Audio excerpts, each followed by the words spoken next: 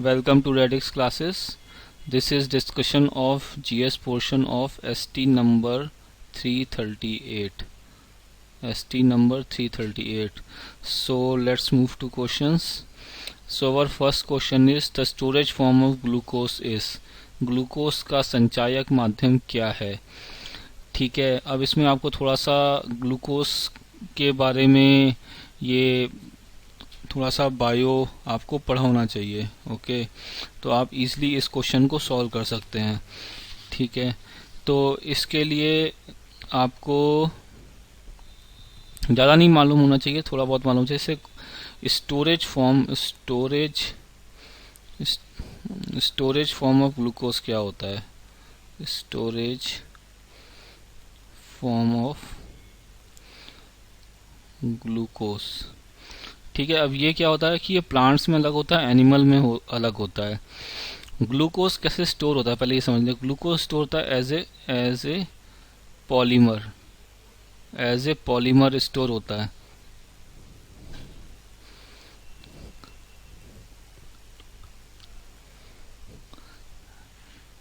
As a polymer store होता है. अब पॉलीमर क्या होता है? पॉलीमर क्या होता है? जैसे कुछ रिपीटिशन होता है. फॉर एग्जांपल CH और यहाँ पे नॉट CH, यहाँ पे CH और यहाँ पे CH मान लेते हैं. अगर ऐसे ही ये चैन है CH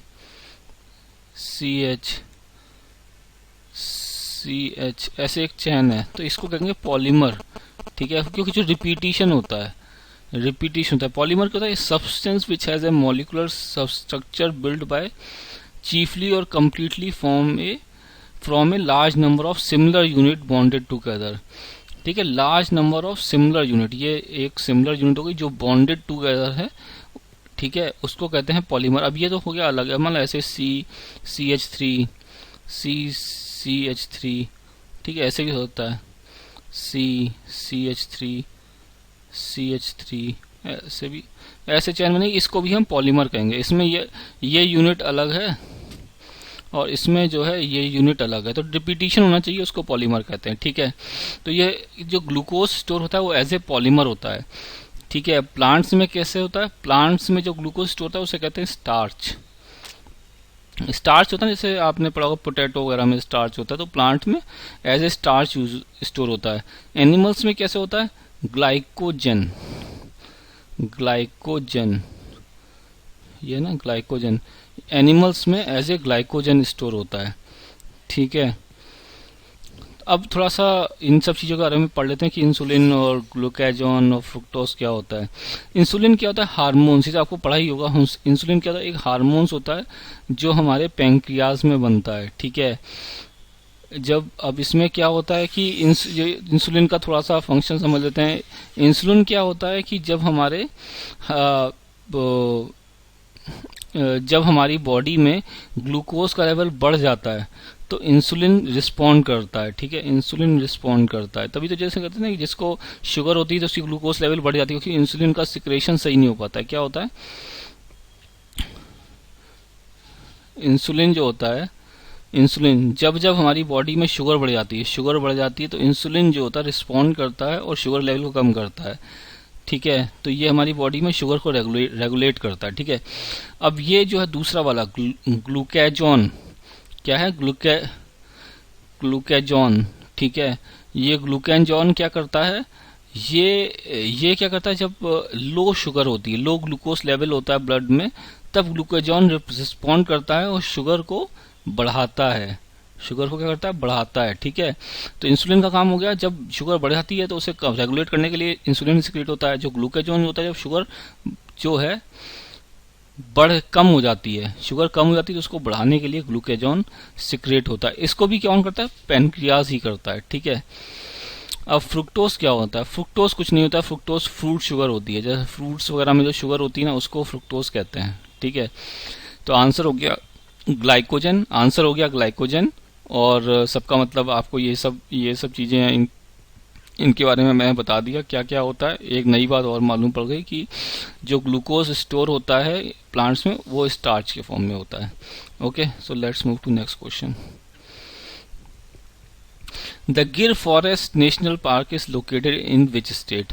देखिए, गिर का नाम आपने बहुत सुना होगा। गिर लायन के लिए काफ़ी फेमस है और ये गुजरात में है। ये बहुत सिटर क्वेश्चन है, लाइक बहुत इजी क्वेश्चन है, ये आपको मालूम होना चाहिए। थोड़ा सा नेशनल पार्क वगैरह के बारे में पढ़ भी सकते हैं, ज़्यादा नहीं, जो इंपॉर्टेंट नेशनल पार्क हैं वो पढ़ सकते हैं, ठीक है। एटलीस्ट ये मालूम होना चाहिए कि अगर राइनोसरस की बात होती है तो वो कहाँ होता है। वो राइनो हमारे असम में होते हैं, और जो गिर है वो गुजरात में है, जो कि लायन के लिए फेमस है। टाइगर है एमपी में ज़्यादा होते हैं, वहाँ के नेशनल पार्क्स में। ये थोड़ा बहुत हमें मालूम होना चाहिए, ठीक है। चलिए, let's move to next question. Which Delhi sultan restore to price control and rationing, ठीक है। अब इसमें जो है ये भी थोड़ा मतलब कि थोड़ा हिस्ट्री का क्वेश्चन है, इसमें आपको थोड़ा सा मालूम होना चाहिए। तो इसमें अगर आप ये थोड़ा से नाम के बारे में थोड़ा पढ़ा होगा तो आपको मालूम हो जाएगा।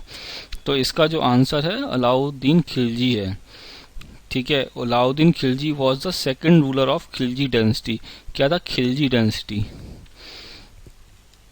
खिलजी डायनेस्टी थी, खिलजी डायनेस्टी थी, जिसका सेकंड रूलर कौन था? अलाउद्दीन खिलजी, ठीक है।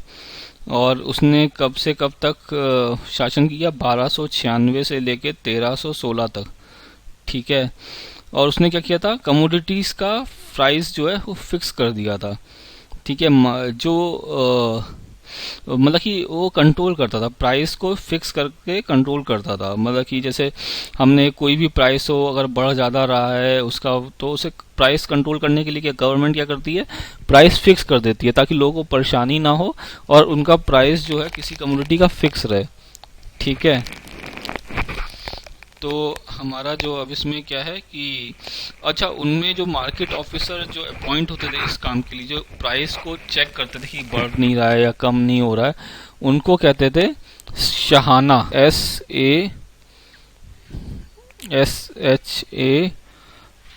SHAHNA, शाहाना, ठीक है। क्या है? हो गया SHAHNA, शाहाना, ठीक है। शाहना होते थे जो ऑफिसर, जो कि इस काम के लिए रखे जाते थे, जो कि प्राइस को चेक करते थे कि प्राइस बढ़ तो नहीं गया है, प्राइस कम तो नहीं हो गया है, ठीक है। तो ये अब देख लीजिए अलाउद्दीन खिलजी ने किया था। अलाउद्दीन खिलजी सेकंड रूलर था खिलजी डायनेस्टी का, 1296 से लेकर 1316 तक। उसने प्राइस कंट्रोल के लिए प्राइस को फिक्स किया था। वो जैसे बढ़ता, कोई प्राइस बढ़ने लगा या बहुत कम होने लगा तो उसे फिक्स कर दिया, ये प्राइस हो गया, अब इसी पे लोगों को बाई करना है या जो है सेल करना है, ठीक है। मतलब कि एक पर्टिकुलर प्राइस पे बाई करने का या फिर कोई किसी को खरीदना है, मतलब एक बाय ट्रांजैक्शन होगा तो एक बायर होगा, एक सेलर होगा, ठीक है।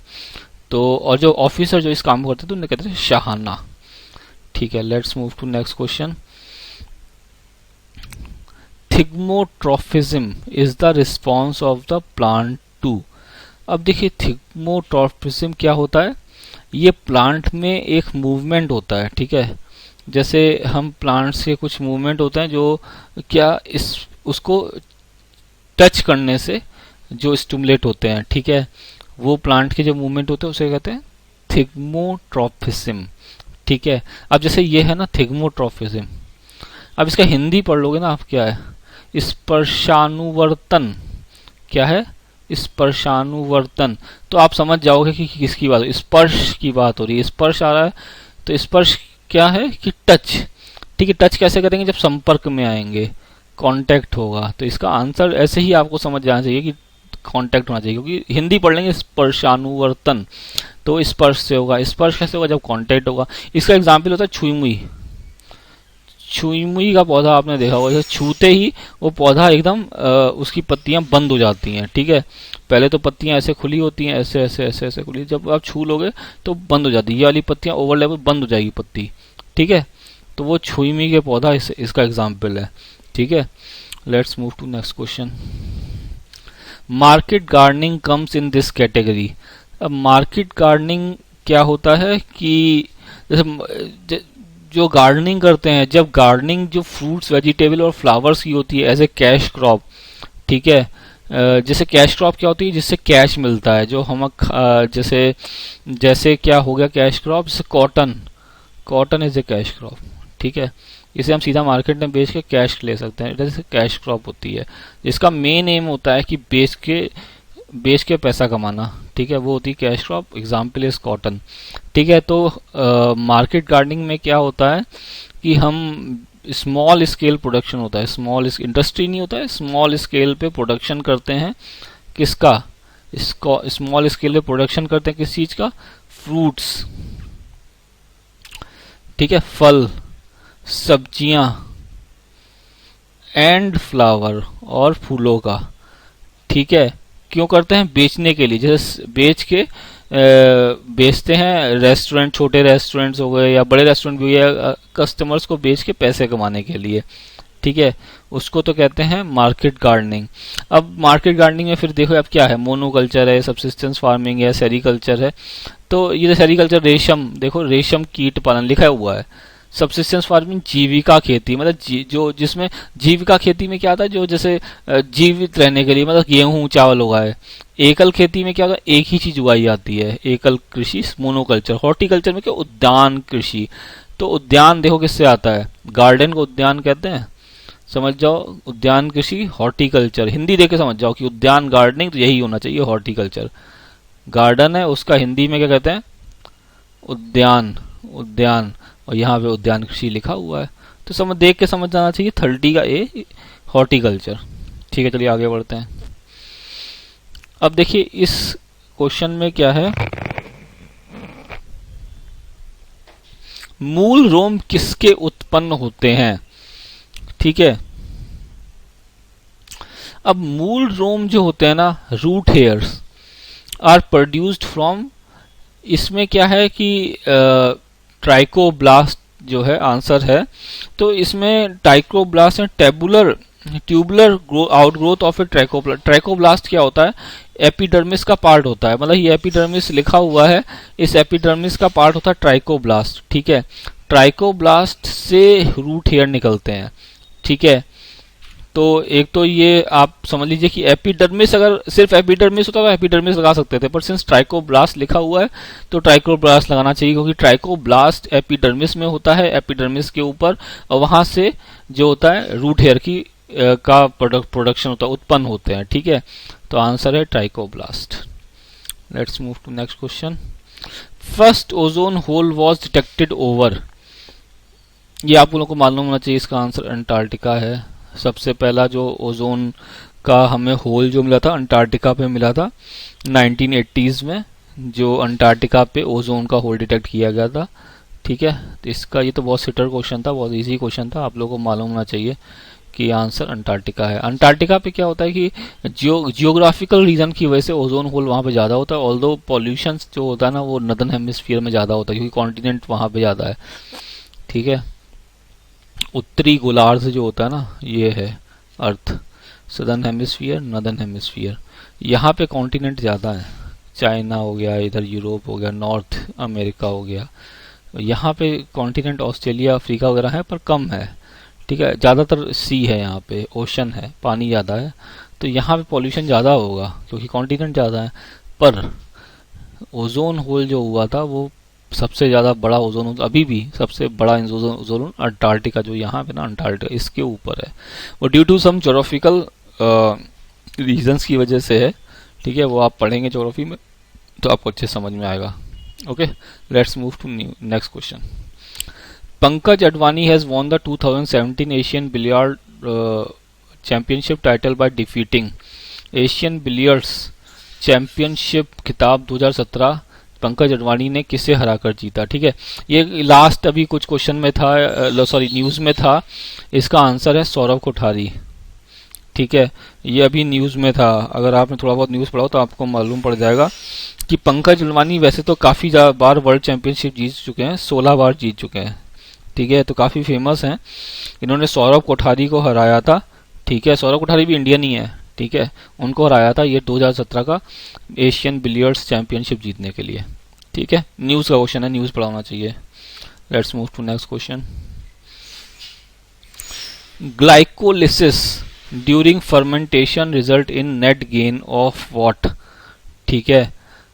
ये देखिए, ये अगेन एक साइंस का क्वेश्चन है। अगर आपने थोड़ा सा ये बायो के बारे में थोड़ा बहुत रिएक्शंस के बारे में पढ़ा है तो आप कर लेंगे।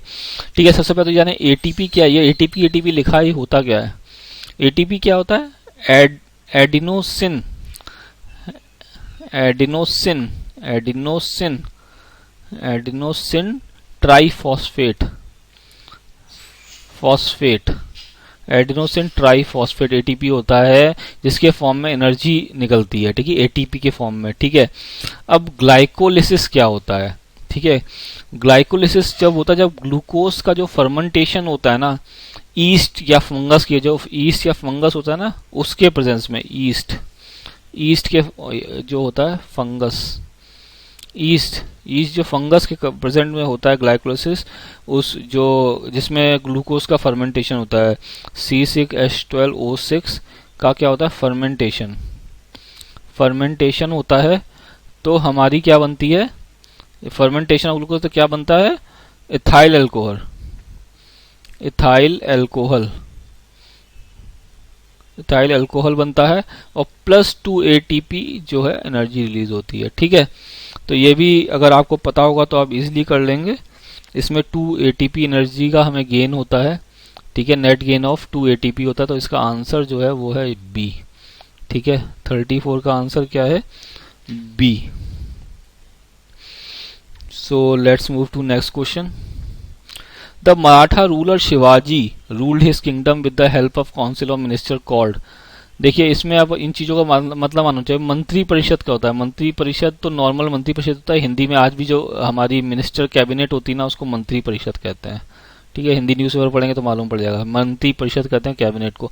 नवरत्नास क्या थे? ये हमारे अकबर राजा जो अकबर थे, उनके दरबार में थे नवरत्नास। ठीक है, तो ये भी नहीं होगा। ठीक है, अष्टादिग्गजस क्या था? ये था क्या? ये 8 तेलुगु पोइट्स थे। किसके दरबार में? श्री कृष्ण देवा राय के दरबार में 8 तेलुगु पोइट्स थे, उनको अष्टदिग्गजस कहते थे। क्या कहते थे? अष्टदिग्गज, या दिग्गजस बोल दीजिए, दिग्गज बोल दीजिए। ठीक है, अष्टदिग्गज। ठीक है, दिग्गज थोड़ा हिंदी वर्ड लगता है, पर ये तेलुगु तेलुगु में था ये अष्टदिग्गजस या अष्टदिग्गज। ठीक है, ये 8 पोइट थे, तेलुगु पोइट, जो राजा श्री कृष्ण देवा राय के दरबार में थे, जिन्होंने राजा अच्छा कृष्ण देवा राय कहाँ पे रूल किया था? विजयनगर में। विजयनगर एम्पायर था उनका, विजयनगर एम्पायर। कौन से कितने पोइट थे? 8 तेलुगु पोइट थे। ठीक है, उनके दरबार में श्री कृष्ण देवा राय, किसके दरबार में? श्री कृष्णा देवा राय। ठीक है, कृष्ण देवा राय के दरबार में 8 तेलुगु पोएट थे, जिन्होंने श्री कृष्ण देवा राय ने कहाँ पे शासन किया था? विजयनगर एम्पायर था उनका, विजयनगर। अच्छा, विजयनगर कहाँ है? विजयनगर क्या है आज? वैसे तेलुगु पोएट थे। विजयनगर कहाँ है? विजयनगर अभी आजकल बेंगलोर में है। बेंगलोर में एक जगह है विजयनगर। ठीक है, बड़ा सा एक लोकेलिटी काइंड ऑफ है। ठीक है, तो वो है विजयनगर। तो वहीं पे इन्होंने शासन किया था। अब तो छोटी सी लोकेलिटी होगी, पहले बड़ा हुआ करता था। ठीक है, तो ये जो 8 तेलुगु पोएट थे, उनके दरबार में कब तक थे? 1509 से जब तक उनकी डेथ हो गई, 1529 जब उनकी डेथ हुई, तब तक ये जो 8 पोएट थे उनके दरबार में थे। 8 तेलुगु पोएट, जिनको कहते थे अष्टदिग्गजस या फिर अष्टदिग्गज। अब बचा हमारा ये अष्ट प्रधान। ठीक है, ये है council of minister Maratha ruler Shivaji के। शिवाजी महाराज थे मराठा रूलर। ठीक है, सबसे famous ruler of Maratha kingdom या फिर मराठा रूलर जो सबसे शिवाजी। ठीक है, तो उनके जो काउंसिल ऑफ मिनिस्टर थे उनको क्या कहा जाता है? अष्ट प्रधान। ठीक है, इस तरह का क्वेश्चन पिछले एसटी में भी था, अगर आपने पढ़ा होगा। The disadvantage of self pollination. Self pollination होता क्या है? देखो, एक तो ये फ्लावर हो गया, ये फ्लावर हो गया। ठीक है, ये फ्लावर हो गया, ये फूल पत्ती हो गई। ठीक है, इस फ्लावर पे इसके यहाँ से ये मेल होता है, इसका मेल पार्ट, और यहाँ फीमेल पार्ट ओवरी होती है। तो यहीं से अगर गिर जाए और यहीं पे सीड बन जाए, इधर से गिरे इधर ही, इसमें ही गिर गए, तो ये होता है self pollination. Self pollination, self pollination. एक होता है कि यहाँ पे कोई मधुमक्खी या फिर ऐसा कुछ बैठ जाए, जंतु, जीव जंतु, जिसपे ये मेल पॉलिन जो होते हैं, पॉलिन ग्रेन, ये चिपक जाएं और ये जो दूसरे फ्लावर में चले जाएं, तो वो होता है क्रॉस पॉलिनेशन। और फिर वहाँ पे ओवरी से वो कुछ दूसरा कहते हैं सीड बनाए। ठीक है, तो क्या होता है कि इसमें सेल्फ पॉलिनेशन में क्या होता है कि जो सीड जो होते हैं उसमें वेरिएशन कम होता है। अब इसमें ये लिखा है first part seeds are less in number, actually लिखा होना चाहिए there variation in seed is less in number और variation in seed is less. ठीक है, इसका क्या आंसर होना चाहिए, इसका ये होना चाहिए variation in seed is less, variation, variation in seeds, seed is less. जो सीड बनते हैं ना वो यही मेल पार्ट से गिर के फीमेल पार्ट में गिर जाते हैं, तो एक ही तरह के सीड बनते हैं। इसमें क्या होता है कि एक फ्लावर से दूसरे फ्लावर में गए, फिर इस फ्लावर से दूसरे फ्लावर में गए, तो तरह तरह के सीड बनते हैं। ठीक है, तो आंसर तो ये होगा, क्योंकि ये डिसएडवांटेज है, no dependence of pollinating agent. ये एडवांटेज, डिसएडवांटेज नहीं होता, ये तो एडवांटेज है, ये आंसर नहीं। Mechanism is too simple, too simple है तो ये एडवांटेज है ना, तो ये डिसएडवांटेज नहीं होता। No wastage of pollen grain, again ये डिसएडवांटेज नहीं हो सकता, ये तो एडवांटेज है। तो आंसर ए है, पर ए में भी अगर ऐसे भी लगाएंगे तो आंसर ए आएगा, पर ए में इशू क्या है, वेरिएशन लिखा होना चाहिए, variation in seed is less. ठीक है, ये थोड़ा सा समझ लेंगे। ठीक है, ठीक, चलिए आगे बढ़ते हैं। Which state celebrated the foundation day on April 1? ये अच्छा हमारे पिछले एसटी में था। अब हमने क्वेश्चन रिपीट क्यों किए हैं? देखिए, क्वेश्चन एसएससी में बहुत रिपीट होते हैं। अगर आप एसएससी का पेपर उठा के देखेंगे तो हो सकता है कि जो लास्ट ईयर आया हो वो इस साल भी आ जाए, या फिर एक साल पहले जो कुछ 2 साल पहले कुछ आया हो वो इस साल आ जाए। तो हमारा एसटी आप कभी कभी उठा के देंगे तो 1-2 क्वेश्चन आपको रिपीट मिल जाएंगे, 2 या 3 क्वेश्चन रिपीट मिल जाएंगे। वो हम इसीलिए रिपीट करते हैं ताकि बच्चों को ये याद रहे ये क्वेश्चन कभी भी रिपीट हो सकता है। एसएससी में जो लास्ट ईयर आया था क्वेश्चन वो इस साल आ सकता है, किसी एसएससी किसी और एग्जाम में जो क्वेश्चन आया था लास्ट ईयर वो इस साल इस दूसरे एग्जाम में आ सकता है। तो हमेशा जो है क्वेश्चन रिपीट होना चाहिए। तो हमेशा हमें जो है एसएससी के जो प्रीवियस ईयर क्वेश्चन है उसे बहुत ध्यान देना चाहिए, उसको बहुत अच्छे से करना चाहिए। हम अब यहाँ पे बच्चों को बोलते भी अपने कोचिंग सेंटर में, जो हमारे जो ऑनलाइन या ऑफलाइन जो भी स्टूडेंट्स हैं उनको बोलते हैं कि प्रीवियस ईयर क्वेश्चन जो है जरूर सॉल्व करें। प्रीवियस ईयर्स क्वेश्चन जो हैं जरूर सॉल्व करने हैं आपको, बहुत इंपॉर्टेंट है, बहुत इंपॉर्टेंट है एससी के पर्पज से, very very very very important, ये आपको जरूर करना है। तो इसी चीज को ध्यान में रखें कि हमने भी कभी कभी एसटी में रिपीट कर देते हैं क्वेश्चन, एक्चुअली ताकि बच्चों को ये चीज उनके दिमाग में रहे कि हाँ रिपीट हो सकता है। तो जैसे ये वाला क्वेश्चन है, इसका आंसर क्या है? इसका आंसर बहुत ईजी है, 337 का डी उड़ीसा, और ये आया पिछले एसटी में भी ये क्वेश्चन था, सेम क्वेश्चन था। ठीक है, तो मैं इसे एक्सप्लेन नहीं करूंगा, ये आपने पिछले एसटी में भी इसका एक्सप्लेनेशन सुना होगा, महाराष्ट्र का फर्स्ट मे को होता है, तो इसे एक्सप्लेन करने की जरूरत नहीं है। ठीक है, चलिए आगे बढ़ते हैं। By increasing the intensity of incident light on the surface of photoelectric current, सतह पर अपतित प्रकाश की तीव्रता बढ़ने से प्रकाश विद्युत धारा क्या होती है? बढ़ जाती है। देखिए, इंटेंसिटी ऑफ लाइट या फिर प्रकाश की तीव्रता, प्रकाश की तीव्रता, intensity of light, intensity of light is directly proportional to photoelectric current। क्यों? अब आप पूछेंगे क्यों?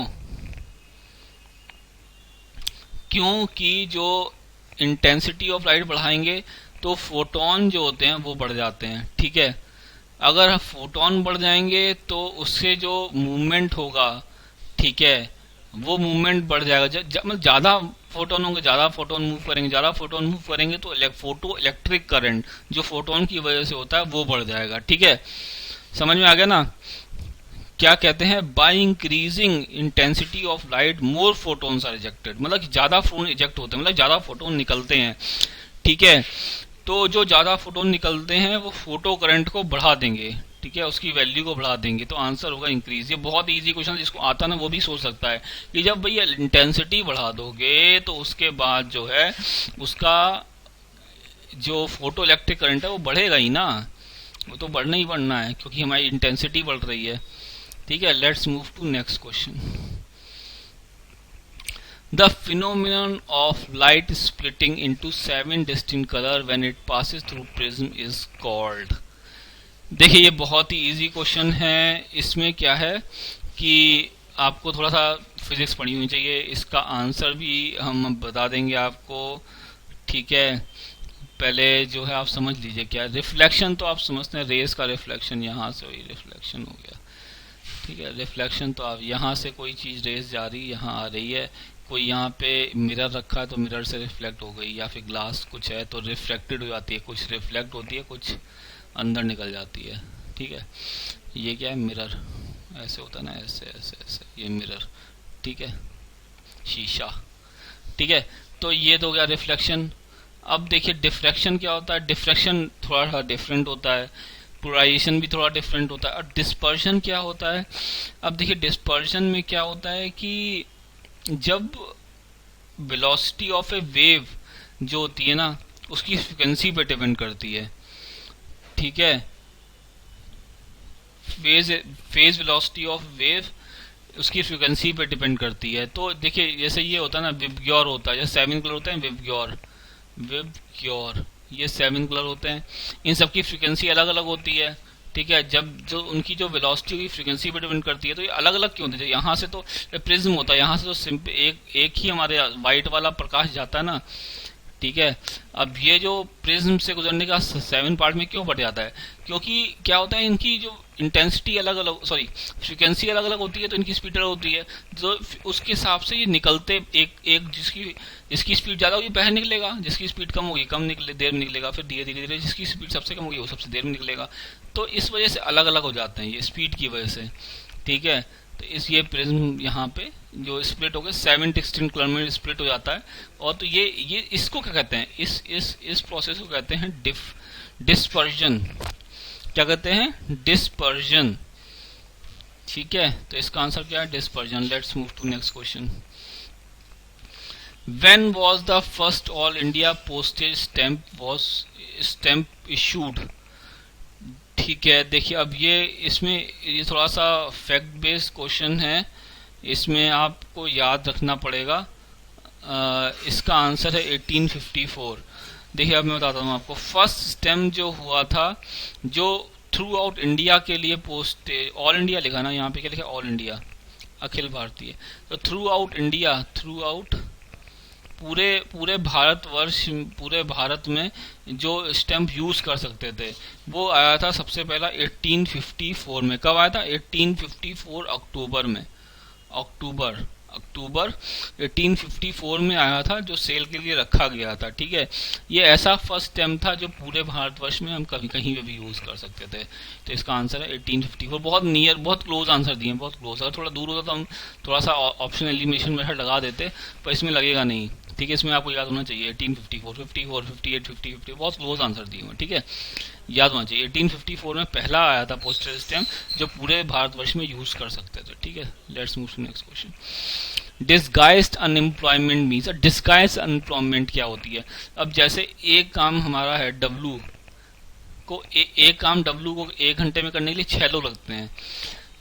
अब इसमें हमने लगा दिए 10 लोग, ठीक है। अब वो भी 1 ही घंटे में कंप्लीट कर रहे हैं, तो 4 तो जो निठल्ले होंगे, जो कुछ काम नहीं कर रहे होंगे। या फिर ऐसा भी होता है कि 10 लोग मिलके, जैसे अब ये लोग कर रहे थे टी वर्क मान लेते हैं, मतलब कि इफिशिएंसी टी से काम कर रहे थे ये 6 लोग, एक पहला बंदा 6 से, दूसरा भी टी से, तीसरा भी टी से, ऐसे 6 टी टोटल फ्रिक्वेंसी से काम कर रहे थे। मान लो अब इनकी फ्रिक्वेंसी कम हो गई है, अब हो गई है मान लो एल हो गई है, एल, ठीक है। तो अब 10 एल से काम हो रहा है, हर एक बंदा एल से काम, एल फ्रिक्वेंसी से काम कर रहा है।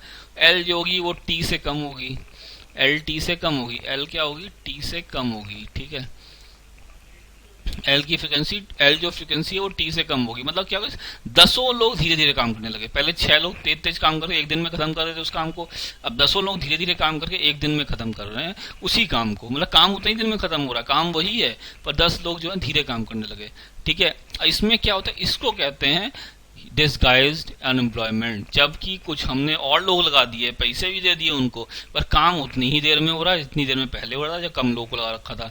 तो यहाँ पे 4 लोगों का क्या है, डिस्गाइज्ड, क्या है, डिसगाइज प्रछत्र बेरोजगार, ठीक है। क्या है? Disguised, disguised unemployment, unemployment, disguised unemployment, 4 लोग का है, ठीक है। तो क्या किस में आएगा? वर्किंग एज सेल्फ एम्प्लॉयमेंट, ये नहीं आएगा, ठीक है। नॉट वर्किंग होल्डर, ये भी नहीं आएगा। काम तो सभी कर रहे हैं पर कम कर रहे हैं। Marginal productivity is zero, production is, ये भी नहीं, ये आंसर होगा। मार्जिनल प्रोडक्टिविटी, यहाँ देखिए प्रोडक्टिविटी तो जीरो है ना, कि हमारा वही काम एक दिन में हो रहा था, पहले भी, बाद में भी हो रहा था, 10 लोग लगा, 6 लोगों को लगा दिया, तो प्रोडक्टिविटी तो उनकी जीरो है ना। समझ रहे हैं ना आप, कि जो उत्पादकता होती थी, ठीक है, वो तो हमारी बढ़ी नहीं, वो तो उतनी ही रही, तो हमें कुछ फायदा नहीं हुआ, तो इसे कहते हैं डिसगाइज्ड अनएम्प्लॉयमेंट।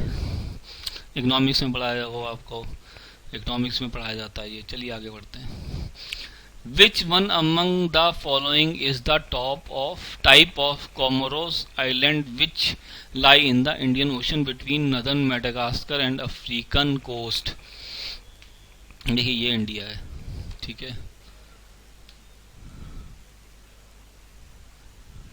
ये अफ्रीका है, यहाँ पे मेडागास्कर है, ठीक है, यहाँ पे कोमोरोस आइलैंड है। क्या है? Comoros islands. अब पूछ रहा है इसमें कोमोरोस आइलैंड किस प्रकार के हैं। क्या है? ये इंडिया है, इंडिया, ये है अफ्रीका, ये है मेडागास्कर, यहाँ कोमोरोस आइलैंड है। पूछ रहा है कोमोरोस आइलैंड किस प्रकार के हैं, ठीक है। देखिए अब कोमोरोस आइलैंड किस प्रकार के हैं, ये आपको ज्योग्राफी में पढ़ा होना चाहिए, तभी आप कर सकते हैं, नहीं कर सकते। आपको मालूम चाहिए ग्लेशियल इरोडेड, ग्लेशियल इरोडेड नहीं होंगे, क्योंकि ये सदर्न हेमिस्फीयर में, नदर्न हेमिस्फीयर में जहाँ पे कहते हैं आर्कटिक ओशन है, वहाँ पे ग्लेशियल इरोडेड आइलैंड होते हैं, या फिर अंटार्कटिका में, साउथ में एकदम वहाँ होते हैं, यहाँ नहीं होंगे, ठीक है।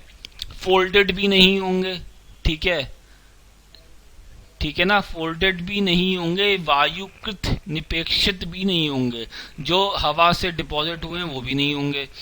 आंसर तो वॉल्केनिक है, पर ये आपको मालूम होना चाहिए, आपको ज्योग्राफी का अच्छा ज्ञान होना चाहिए, तब समझ सकते हैं आप।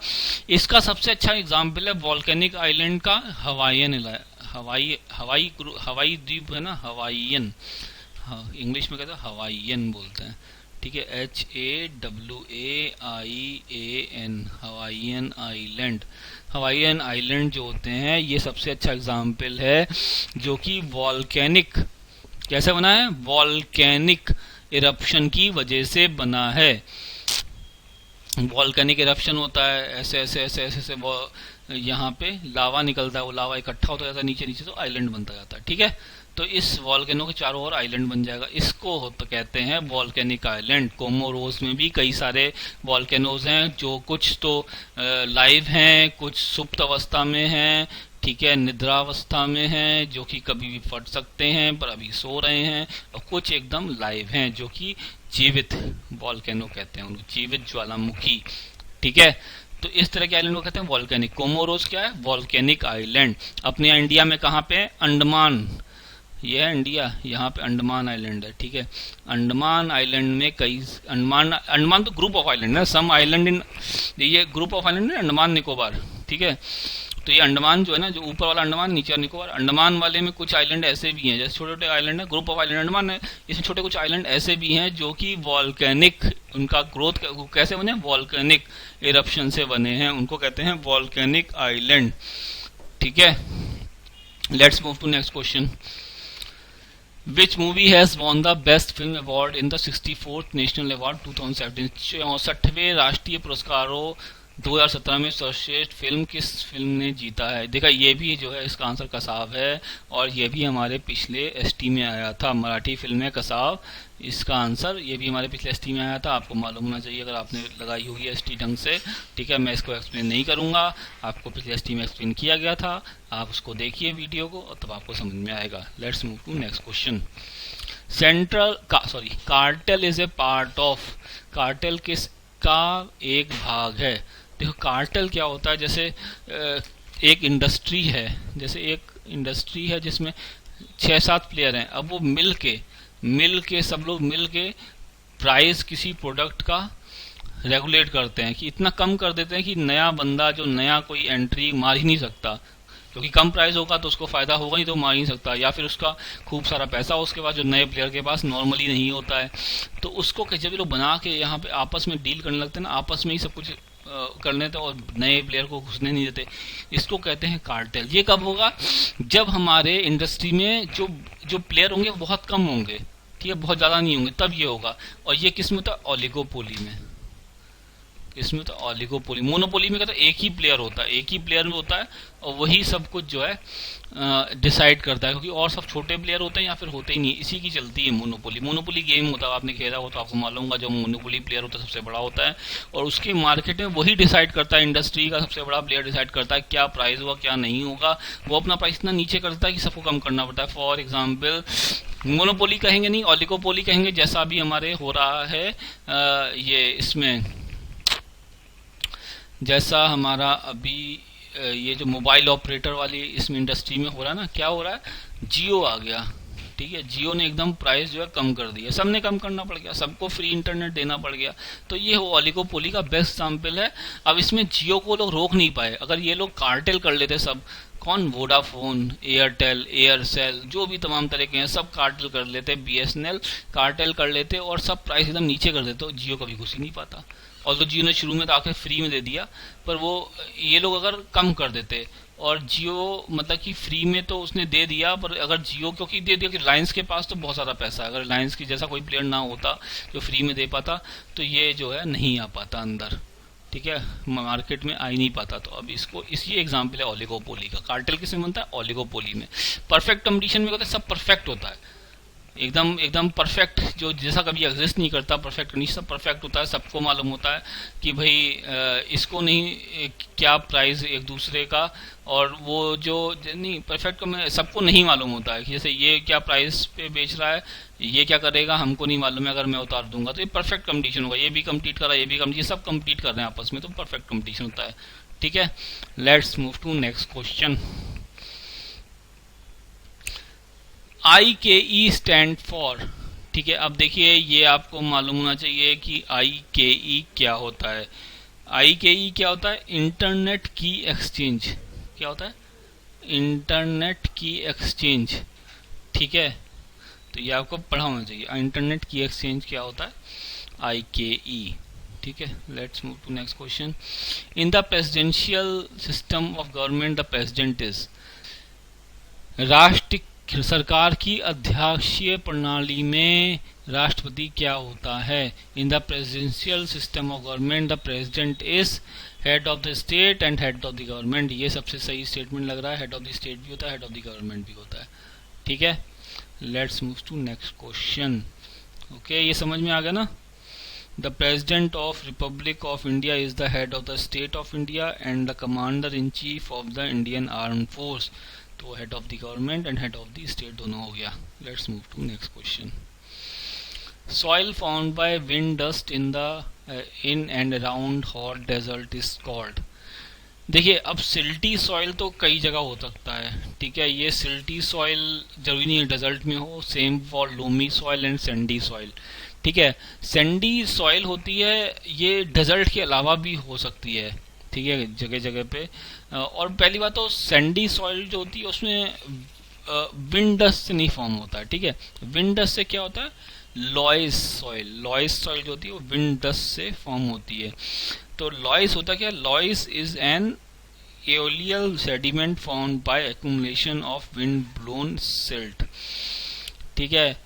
ये 10% ऑफ अर्थ सरफेस कवर करती है लॉइस। ये लॉइस जो है ना, ये चाइना में काफ़ी फेमस है, चाइना में डेजर्ट है, ठीक है, वहाँ पे लॉइस काफ़ी फेमस है। अगर आप गूगल में डालेंगे लॉइस एंड चाइना, ये अगर डालेंगे सर्च में तो पिक्चर आ जाएगी, खोल के देखिएगा उसकी पिक्चर, लॉइस कैसे दिखते हैं एक्चुअली में, ठीक है, ये आप जरूर देखिएगा गूगल पे कि लॉइस कैसे दिखते हैं। आप एक बार देखेंगे फोटो तो आपको याद रहेगा कि लॉइस कैसे होते हैं, और ये विंड के ब्लो से फॉर्मेशन होते हैं, जब विंड जो होती है ना, विंड के डस्ट से फॉर्म होते हैं। Okay, let's move to next question. Election commission of India, ठीक है, इसका तो आंसर बहुत आसान है, ये भी हम लोग डिस्कस कर चुके हैं एक बार आई थिंक।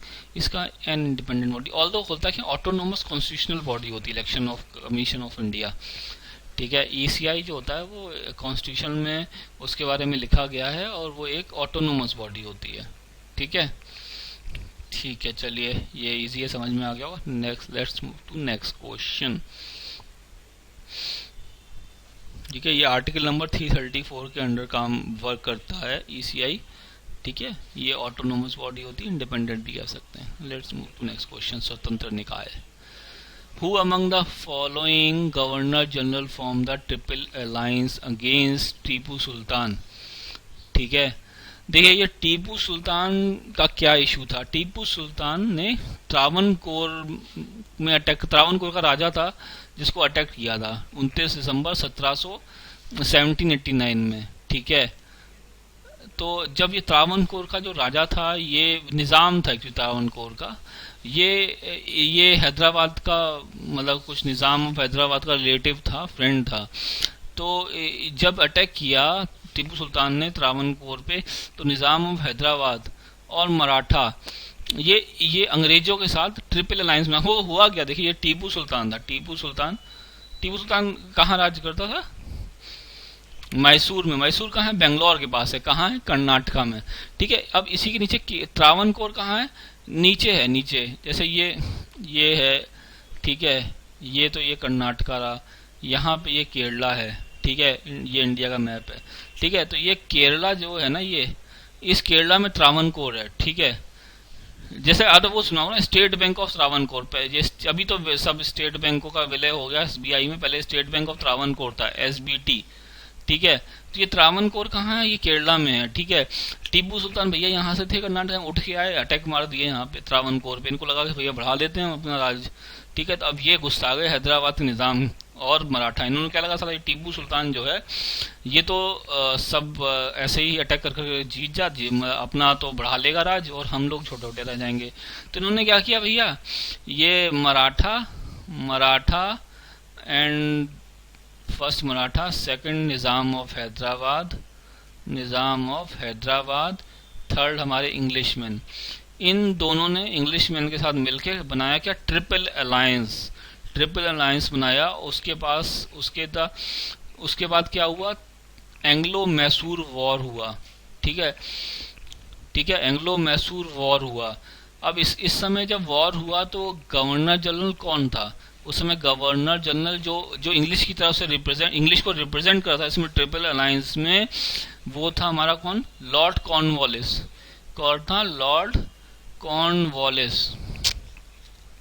तो ये लॉर्ड कॉर्नवालिस था जो इंग्लिश को रिप्रेजेंट करता था ट्रिपल अलायंस में, और इसने जो है क्या किया था, बेंगलोर को कैप्चर कर लिया। ये ट्रिपल अलायंस थी, इसने तो भाई एंग्लो मैसूर वॉर किया इसके साथ, टीपू सुल्तान के साथ, और बेंगलोर को कैप्चर कर लिया। पर श्रीरंगापट्टनम जो मैसूर की उस समय राजधानी हुआ करती थी, उसको कैप्चर नहीं कर पाया। क्यों? क्योंकि टीपू ने जो है ना, टीपू सुल्तान वो अच्छा बहुत ब्रिलियंट जनरल था, उसने ऐसी स्ट्रेटजी बनाई कि श्रीरंगापट्टनम को वो लोग कभी भी जीत नहीं पाए। ठीक है, एटलीस्ट उस समय जब ट्रिपल अलायंस बना था और एंग्लो मैसूर वॉर हुआ था, उस समय नहीं कैप्चर कर पाए। ठीक है, तो ये तो था ट्रिपल अलायंस के बारे में। ट्रिपल अलायंस में कौन था? Lord Cornwallis. Answer is B. ठीक है, let's move to next question. Article 23 and 24 of Indian constitution deal with. ठीक है, ये किससे डील करते हैं? 23 एंड 24। ठीक है, ये डील करते हैं राइट अगेंस्ट एक्सप्लॉइटेशन। सॉरी, फिर से करना पड़ेगा। Article 23 and 24 of Indian constitution deal with, भारतीय संविधान का अनुच्छेद 23 और 24 के संबंध में है। पहला है शोषण के विरुद्ध अधिकार, राइट अगेंस्ट एक्सप्लॉइटेशन। फिर से करते हैं। Article 23 and 24 of Indian constitution deal with right against exploitation, शोषण के विरुद्ध अधिकार, राइट टू फ्रीडम, स्वतंत्रता का अधिकार, right to freedom of religions, धर्म की स्वतंत्रता का अधिकार, राइट टू एजुकेशन, शिक्षा का अधिकार। तो ये क्या है, ये एक्चुअली क्या 23 एंड 24 किस लिए डील करता है, ये आप पढ़ेंगे कॉन्स्टिट्यूशन में तो आपको मालूम पड़ जाएगा। Right against exploitation, right against exploitation and child labour. इसमें 23 में क्या है, कौन से राइट दिए गए हैं, जो कि शोषण के विरुद्ध जो अधिकार मिले हैं वो 23-24 में दिए गए हैं, और चाइल्ड लेबर के विरुद्ध जो है right to exploitation and child labour के अगेंस्ट जो राइट दिए गए हैं वो हमें आर्टिकल नंबर 23 एंड 24 में दिए गए हैं।